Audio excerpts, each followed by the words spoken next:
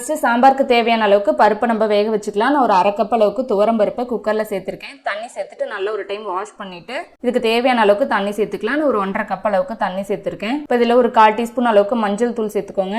இல்லை ஒரு 5-6 பல் பூண்டு சேர்த்துக்கோங்க. கூடவே ஒரு 1/4 டீஸ்பூன் பெருங்காயத்தூள் சேர்த்துக்கோங்க. இப்போ இதில் 1 டீஸ்பூன் அளவுக்கு விளக்கெண்ணெய் சேர்த்துக்கோங்க. விளக்கெண்ணெய் சேர்த்து நம்ம பருப்பு வேக வைக்கும்போது ரொம்ப நல்லா சாஃப்டாக வெந்து வரும். குழம்புமே ரொம்ப நல்லா டேஸ்ட்டாக இருக்கும். இப்போ குக்கர் மூடி போட்டுட்டு இதை வந்து நல்லா ஒரு விசில் வச்சு எடுத்துக்கலாம். என்னோடய குக்கருக்கு ஒரு விசில் வச்சாவே போதும். உங்களுக்கு வேணும்னா உங்கள் குக்கருக்கு தகுந்த மாதிரி 1-2 விசில் வச்சு நல்லா பருப்பை சாஃப்டாக வேக வச்சு எடுத்துக்கலாம். இப்போ பருப்பு வந்து விசில் அடங்கிறதுக்குலாம் நம்ம காயை கட் பண்ணிக்கலாம். இன்றைக்கி சாம்பாருக்கு நான் கத்திரிக்காய் எடுத்திருக்கேன், ஒரு 1/4 கிலோ அளவுக்கு. இப்போ வந்து காயை கட் பண்ணிக்கலாம். இது போல் காம்பை கட் பண்ணிவிட்டு நல்லா இது போல் 4ஆக கட் பண்ணி எடுத்துக்கலாம். கத்திரிக்காயை வந்து நம்ம எப்போவுமே கட் பண்ணோடனே தண்ணியில் சேர்த்துடணும், இல்லைன்னா கலர் வந்து மாறிடும். இப்படி சேர்த்துட்டோமா கலர் மாறாது, காரல் அடிக்காது. நீங்கள் வந்து எந்த காய் வேணாலும், உங்களுக்கு சாம்பாருக்கு வேணால் கத்திரிக்காய், முருங்கைக்காய், நீங்கள் எந்த காய் வேணாலும் சேர்த்துக்கலாம். நான் இன்றைக்கி கத்திரிக்காய் எடுத்திருக்கேன். காய் இது போல் கட் பண்ணியாச்சு. இப்போ வெங்காயம் தக்காளி கட் பண்ணிக்கலாம். நான் இது போல் சைஸில் 3 தக்காளி எடுத்திருக்கேன். நான் வந்து சாம்பாருக்கு புளி சேர்த்து செய்ய மாட்டேன், அதனால வந்து 3 தக்காளி எடுத்திருக்கேன். நீங்கள் புளி சேர்த்துக்குவீங்க அப்படின்னா நீங்கள் வந்து ஒரு 2 தக்காளி மட்டும் எடுத்துக்கோங்க. தக்காளியை இது போல் நீல வாக்கில் எல்லாமே கட் பண்ணியாச்சு. ஒரு கைப்பிடி அளவுக்கு சின்ன வெங்காயத்தையும் நல்லா தோல் உரித்து க்ளீன் பண்ணி எடுத்து வச்சுருக்கேன். இதை வந்து கட் பண்ண தேவையில்ல, முழுசாக இருந்ததுனா தான் சூப்பராக இருக்கும். இப்போ வந்து நம்ம பருப்பு வந்து நல்லா ப்ரெஷர் ரிலீஸ் ஆயிடுச்சு. இப்போ வந்து மத்தளை வச்சு எதுவும் நம்ம கடைய வேண்டாம். இது கொஞ்சம் பருப்பாக இருந்தால் தான் நல்லாயிருக்கும். இது வந்து நம்ம இன்னும் குழம்புல சேர்த்து வேக வைக்கும்போது கரெக்டாக இருக்கும். பருப்பு வந்து நல்லா சாஃப்டாக வெந்து வந்துருச்சு. ஒரு கரண்டியில் மட்டும் லேசாக கலந்து விட்டுட்டு நம்ம வச்சிடலாம். இப்போ ஸ்டவ் ஆன் பண்ணி ஒரு கடாய் சூட் பண்ணிவிட்டு இதில் ஒரு 2 டீஸ்பூன் அளவுக்கு எண்ணெய் சேர்த்துக்கோங்க.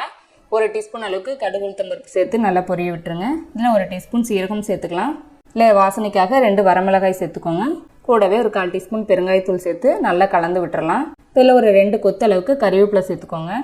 இப்போ நம்ம எடுத்து வச்சுருக்கிற தக்காளி உள்ளே சேர்த்துட்டு நல்லா வந்து குழைவாக இதை வதக்கி எடுத்துக்கலாம். இப்போ இதுலேயே நான் உப்பு சேர்த்துறேன். 1 டேபிள் ஸ்பூன் அளவுக்கு கல் உப்பு சேர்த்துக்கிறேன்.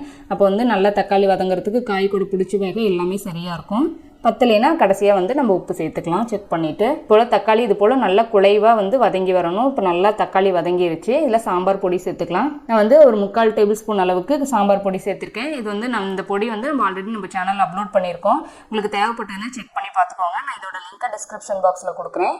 இப்போ வந்து நல்லா கலந்து விட்டுட்டு நம்ம கட் பண்ணி வச்சுருக்கிற காயெல்லாம் இது கூட சேர்த்துக்கலாம். காய் சேர்த்துட்டு நல்லா இந்த மசாலாவிலேயே 1 நிமிஷத்துக்கு அப்படியே நல்லா வதக்கி விட்டுறலாம்.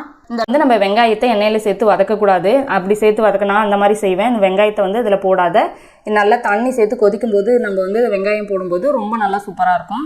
இப்போ இதுக்கு வேகத்துக்காக 1 கப் அளவுக்கு தண்ணி சேர்த்துக்கலாம். தண்ணி சேர்த்துட்டு நல்லா இது போல் கொதி வர ஆரம்பித்ததுக்கப்புறம் நல்லா அப்படி கொதிக்கும்ல, அந்த தண்ணி கொதிச்சதுக்கப்புறம் நம்ம எடுத்து வச்சுருக்கிற வெங்காயத்தை உள்ளே அப்படியே முழுசாக சேர்த்துக்கலாம்.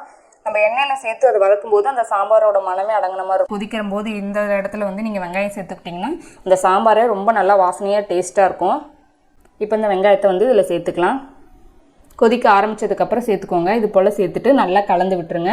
கலந்து விட்டுட்டு மூடி போட்டுட்டு நல்லா ஒரு 7-8 நிமிஷத்துக்கு இந்த கத்திரிக்காயை வந்து நல்லா நம்ம வேக வச்சுக்கலாம். இப்போ அந்த காயில் நல்லா உப்பு காரம் எல்லாம் பிடிச்சி நல்லா சூப்பராக வெந்து வந்துடும்.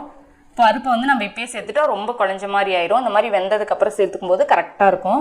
இப்போ வந்து காயெல்லாம் வெந்து தண்ணியும் கொஞ்சம் நல்லா குறைஞ்சி கரெக்டாக இருக்குது. இப்போ நம்ம எடுத்து வச்சுருக்கிற பருப்பை உள்ளே சேர்த்துட்டு நல்லா கலந்து விட்டுக்கலாம். இப்போ இந்த ஸ்டேஜில் நீங்கள் வந்து நல்லா கலந்து விட்டுட்டு உப்பெல்லாம் செக் பண்ணி பார்த்துட்டு நல்லா சேர்த்துக்கோங்க. இப்போ எனக்கு கரெக்டாக இருக்குது. இப்போ நல்லா கொதி வர ஆரம்பித்ததுக்கப்புறம் திருப்பவும் மூடி போட்டுட்டு நல்லா ஒரு 5 நிமிஷத்துக்கு ஹை ஃப்ளேம்லேயே கொதிக்க வச்சு எடுத்துக்கலாம். இப்போ எல்லாம் ஒன்று சேர்ந்து நல்லா கொதிச்சு சாம்பார் வந்து சூப்பராக ரெடி ஆகிருக்கு. இந்த ஸ்டேஜில் ஸ்டவ் ஆஃப் பண்ணிவிட்டு ஒரு 2 பிஞ்ச் அளவுக்கு மட்டும் வெந்தய பொடி சேர்த்துட்டு கூடவே நம்ம கட் பண்ணி வச்சுருக்கிற மல்லி இலையை சேர்த்துக்கலாம். சேர்த்து எல்லாத்தையும் நல்லா கலந்து விட்டுருங்க. அவ்வளோதாங்க, நம்ம சூப்பரான மணக்க சாம்பார் ரெடி ஆயிடுச்சு.